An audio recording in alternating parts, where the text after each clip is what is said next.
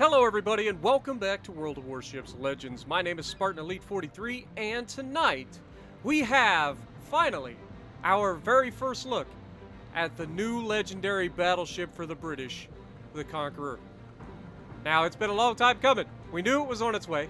It's finally here. So let's see what it's like while it's released. First of all, let's get into our commander. We're using Azure Lane Nelson as our commander with Andrew Cunningham and Scharnhorst as our inspirations. We've got Flammable Cannoneer, the Big Seven. We have Marksmanship, and we have Master Mechanic. We also run the Fight Fire with Fire. So if you're on a damage con cooldown and you get 3 fires set on you, it puts it back out, which is fantastic in a ship like this that's going to be getting shot a lot. Let's look at what we are using for the ship itself. We are running Aiming Systems Mod 1. We're running Steering Gears Mod 2. We're running Concealment System Mod. And Main Battery Mod 3. Now this one is up for debate. I may end up switching Main Battery Mod 3 for AA Guns Mod 3. Because the AA is not great on this thing, or at least doesn't feel like it's that great in the matches that I've played against carriers. And on top of that, the main batteries are so freaking slow with this build currently, so keep that in mind. You end up turning the ship to get the guns on target because the guns take so long to return or to traverse, and that's solely because of the build. So let's look at our loadout. We are running the community contributor flag and community contributor camo temporarily because right now there is a bug that the new legendaries, the Gearing and the Conqueror, you cannot make a permanent camo for them currently. So like, say I wanted to use the Regia Marina camo, you see how it doesn't give me the option to convert to a permanent camo? So there's that. So keep that in mind. Okay? So until then we're using, well, we can take that off for now so we can look at the ship. Anyway, stats. Survivability, 74,600 hit points. The least amount of hit points for any of the legendary battleships. So keep that in mind. But it's not as it seems. If you played with the Conqueror before, you know exactly what I'm talking about. Now, the torpedo damage reduction, not bad, 28%. Better than Iowa, but not quite as good as some of the better torp defense boats. We've got artillery of 12 419mm guns that reach out to 18.8 kilometers. And with our build is reloading at 26.4 seconds, which is slower than the Yami, but still not horrible. 180-degree turn time is 51.7 with this build. That's what I'm talking about. So let's just say we take off the main battery mod real quick, and we swap that over to AA guns. I know I just wasted a lot of silver. You guys are probably not happy with me, but it is what it is. Let's look at the stats again. So artillery now reloads in 30 seconds rather than the 26 and turns 6 seconds faster. Is it really worth it? I personally think getting more shells out versus having the turrets better. So that's what I'm going to go with. Let's go ahead and take the thing back off. We're going to waste some more, but we have it in stock, so it's not gold, or it's not silver this time, just the 25 gold. All right, let's go back over to the stats. AAR, artillery, we didn't talk about the HE shell damage of 8,352 with a 48% chance to set fires with this build. And remember, this isn't a special build trying to get as much out of fires as possible. You could get this even higher on both sides. AP shell damage is 15,080. Secondaries are 134mm 50 caliber main guns. 134mm 50 caliber secondaries. You have 16 of them. They reach out to 5.2 kilometers and reload in 6.7 seconds with this build. HE shell damage is 1900 with an 8% chance to set fire. AA defense, you have 12 40mm Bofors that do 104 damage per second, reach out to 3.5 kilometers. The 40mm Stags, you've got 8 of those that do 102 damage per second and reach out to 3.5 kilometers. Then you have 40mm Bofors Mark 6s rather than the Mark 7s. Mark 6s that you have 66 of. They do a 321 damage per second and reach out to 3.5 kilometers. So it doesn't look like the AA is that bad on this. You just need to buff it if you want to, or if you are getting harassed a lot. So maybe buff the AA on this ship if you think that you're being harassed. It's not that bad, but they do slip through quite often. 134 millimeter Mark 50s or millimeter 50 caliber Mark 1s as your you got 16 of those. They do 68 damage per second and they reach out to 5.2. Maneuverability, only 29.5 knot top speed with this build. Turning circle of 940 meters. Rudder shift is 14.7. Now keep this in mind, this is all like right there with Iowa. So this is why the Iowa, if you're used to playing the Iowa, you're going to be pretty used to playing this, with the exception of the slow rotating turrets. Now concealment. With this mod, or with the mod on, we've got our concealment down to 13.4 kilometers, which allows you to get those turns and disengage when you need to.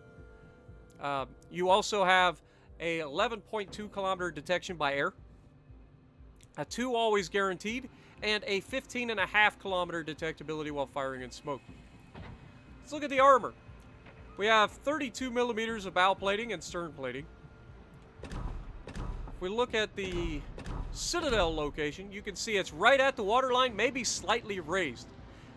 This thing, if you over angle, you will be citadeled by battleships especially. So keep that in mind. It does have decent armor on the side of the ship for the belt, as you can see.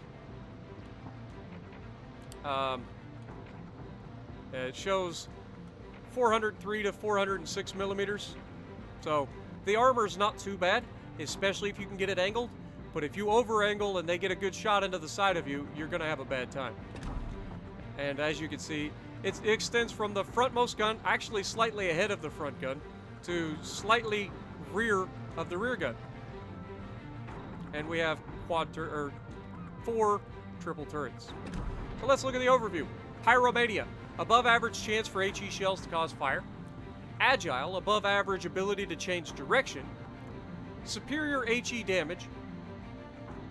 And Conqueror, this ship was designed as a battleship with increased firepower on the basis of the ship construction experience that the British gained during World War II.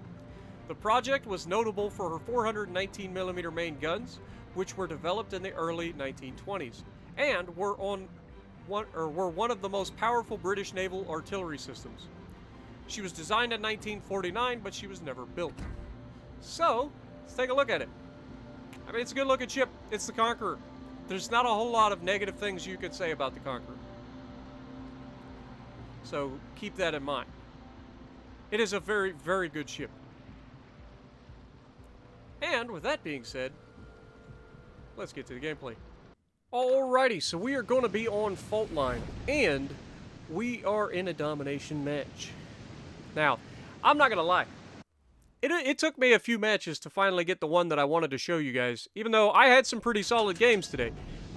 It's just that I've had the worst teams on the planet. Like, I'm not even joking. Like, whether it was this or my gearing, by the way, I got the gearing too, so be looking for that in the very, very near future.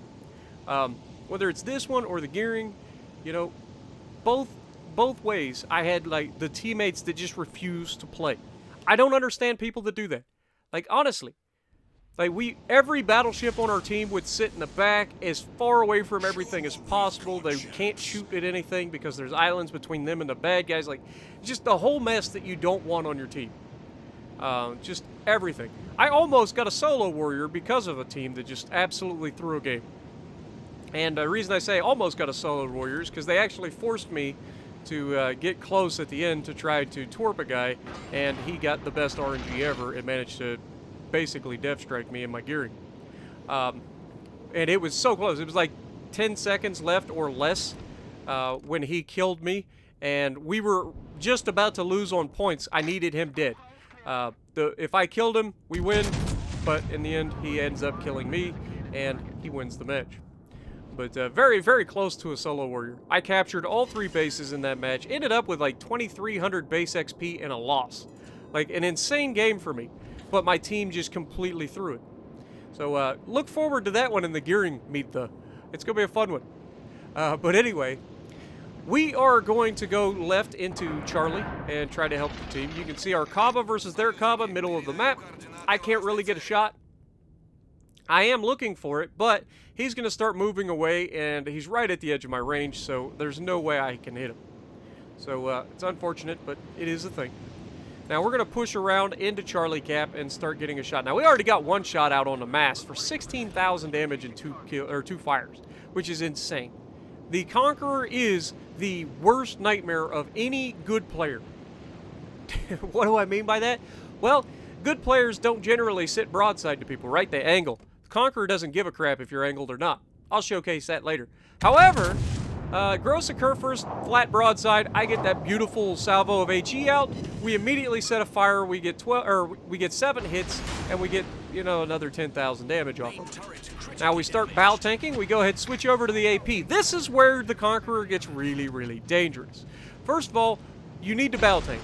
Okay, if you refuse to bow tank, you will be shredded very quickly. You don't have the hit points to sit there think like you can in a Kerr first or a Yami.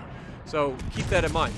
However, people do not expect you to load armor piercing, so you get giant salvos like that. 15,000 damage of armor piercing. Good luck healing that, sunshine. Now look how long it's taking our guns to start turning the other direction. It's going to be forever. Now I'm loading the armor piercing, but unfortunately this Grossiker first learned from his mistake. He's not about to go broadside to me again. So he's coming in to bow tank me. So I go ahead and switch over to the HE. But apparently, this guy didn't actually learn from his mistakes. He's going to go full broadside in front of me the other direction. Unfortunately, I'm going to have HE loaded this time. Which is just the way it goes sometimes. You try to think what the enemy's going to do, and sometimes they surprise you. He takes out one of my turrets. That's one thing you're going to notice a lot in the Conqueror. You do lose your guns a lot, so count on it. But we're going to aim high towards the bow, get as many hits as we can. We get another 8,200 damage on the bow of the Grossiker first, and we set another fire. Now, you can see I'm trying to turn towards him a little bit with the rear, see if I can't get that rear gun involved, maybe be able to punch him. Doesn't appear to be a thing at the moment. Come on, turn the ship. For God's sakes, turn the ship. Okay, I'll just shoot him with the front guns and get him out of here. And sure enough, we do. We set another fire and we get the kill.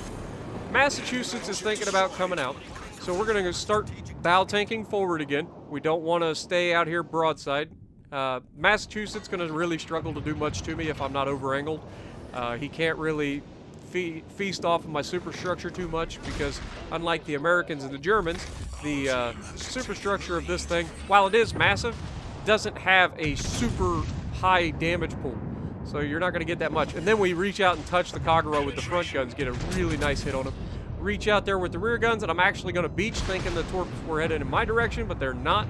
We end up screwing up the second shot. Didn't manage to finish him off, unfortunately. Now, we are on fire, but fires are a thing that you don't really care too much about in a Conqueror. Even flooding. Fires and flooding can be healed back, remember? And the Conqueror's claim to fame is that huge, speaking of which, that one shell that just happens to find the target, am I right? But that huge super heal. Like, this makes the Nelson's heal look like a regular heal. That's how big the heal is on this thing. It's insane. So when we talk about reprinting ships, we're not joking. Now, I'm on fire, which is why I burned the first heal.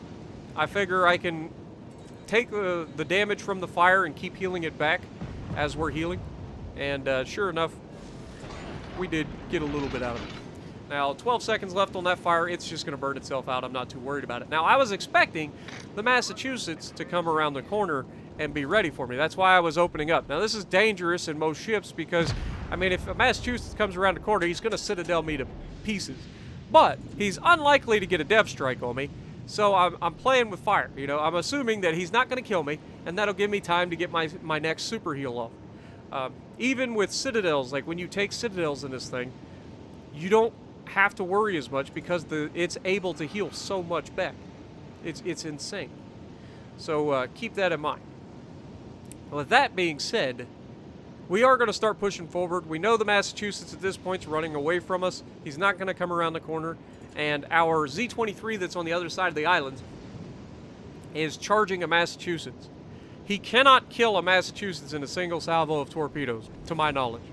the Massachusetts damage reduction on the torpedoes, as well as the fact that German torpedoes don't hit that hard to begin with. It's highly unlikely. Meanwhile, Massachusetts is almost guaranteed to be a secondary build, and you're about to be shredded by both his main guns and his secondary guns. And apparently all he needed was his main guns, because he just dev-struck the man, which was beautiful. That's what should happen when a destroyer charges a freaking battleship, for God's sakes. But anyway, we're going to push out. We've got 70,000 damage done, but this game's far from over. Our team's got the lead and the advantage so far in caps, so we've got all of the things working for us. But I'm about to make some, well, it's not really a mistake. It's a calculated decision, but at the same time, it's going to cost me some hit points.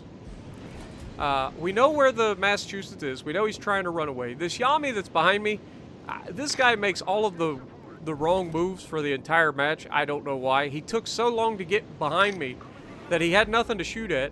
And then on top of that, like, he's going to go all the way around the outside and not have anything to shoot at. So that guy is going to end up bottom of the leaderboard for obvious reasons. I mean, he literally did nothing in his Yami the entire game. Did nothing. But we come up. We actually got a cap early. And this guy is not even paying attention. Like, we're spotted now. He's going to be trying to get his guns around. I've got to try to avoid the island in front of me, which is why I'm struggling to get the guns on. I should have just let the guns get there and took the hit that he's going to give me. But I wanted to make sure I avoided the island. I didn't want to beach broadside on in front of him, so that could have been better. But 9,800 damage, still not that bad. Now, this next part of this fight is going to showcase a few things. First of all, it's going to showcase alert, being map aware, you know, that sort of thing. And it's something that people need to learn to do, period. If you want to be successful in this game, you need to start paying attention to the map. Because if you get tunnel visioned all the time, you're just going to be costing your team games, you're going to be costing yourself damage and win opportunities. So Massachusetts and I, we know we're coming together. I don't have to aim anywhere. I just aim straight at the bow of the ship. I can get all the damage and fires that I need. I'd rather aim for the sides of the ship, but you know, if he's staying bow tanking me, he's still going to be getting chunked for 15,000 damage per salvo. Yes, he can absolutely wreck me here. Watch this next shot that he gets.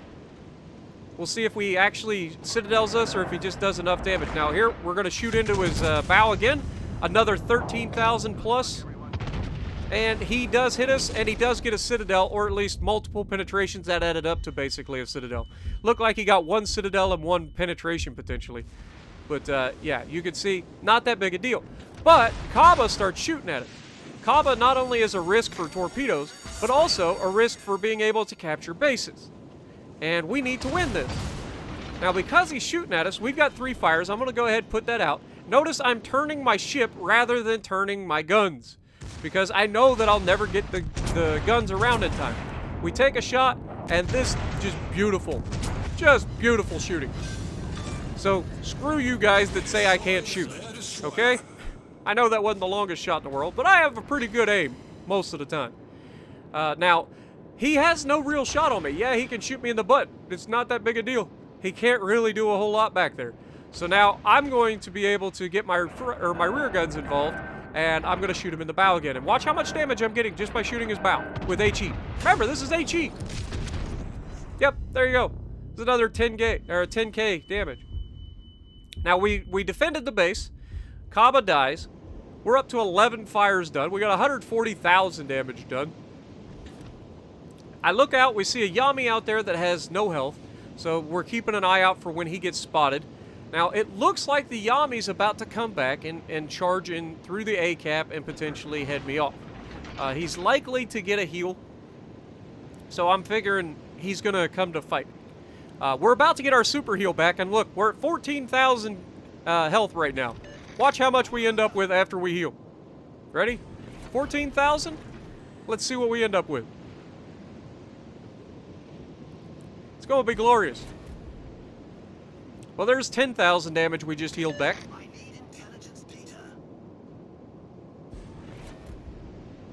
There's 21,000 damage we healed back. Yeah, so we basically just healed 27 or 28,000 damage back, guys. Now imagine you put Raizo Tanaka. I think it's Raizo, or maybe not. Not Raizo Tanaka. That's the other guy. What's the other guy? Takio Takagi, who gives you a buff to your healing. Do you imagine how much this thing would heal back? I bet it's over 40,000. That's insane. That's half your hit points. You're able to heal back. That's what we're talking about when we talk about printing your ships. Now, I'm able to see the Yami, so I put a shot out there. All I got to do is hit somewhere on a ship, and he's a dead man. And we managed to hit him. Now, this next part I'm not entirely proud of, because I switched to AP assuming that this Edbra was going to stay broadside. But unfortunately, he knows better. He knows that I can't overmatch his bow armor. I don't have 460mm guns to overmatch the 32mm of bow plating that he has. So what does he do? He turns and bow tanks me.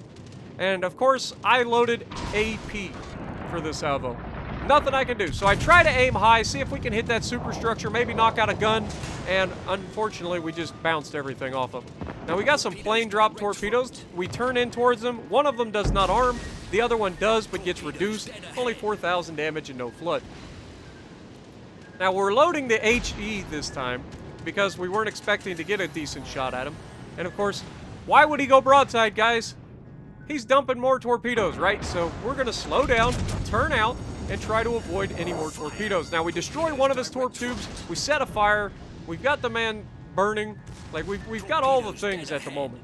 And we are able to completely dodge his torpedoes. So all of that work that he just did to try to set me up, he didn't hit me with a single torpedo. Missed every one of them from 5 kilometers. All because he's being predictable. You know exactly what he's doing, so you can counter it before you ever see the torps. And of course, we don't need to do a whole lot here. We just need to hit him. We set him on fire again, and he's going to go down. And we get our 4th kill of the game. Even though it looks like somebody's about to yoink it, we get pretty fortunate that they don't. But we finished this game with 158,000 damage, 4 kills, top of the leaderboard, most likely, I think. I think we're top. We ought to be, anyway. We did everything we needed to win this match. And it showcases the Conqueror in all of its devastating glory. We got the Dreadnought, Fireproof, High Cal, top of the leaderboard, 2,800 base XP. So if you like what I'm doing, punch the like button, leave a comment below, subscribe to the channel if you haven't already, and as always, I will see you in the next video.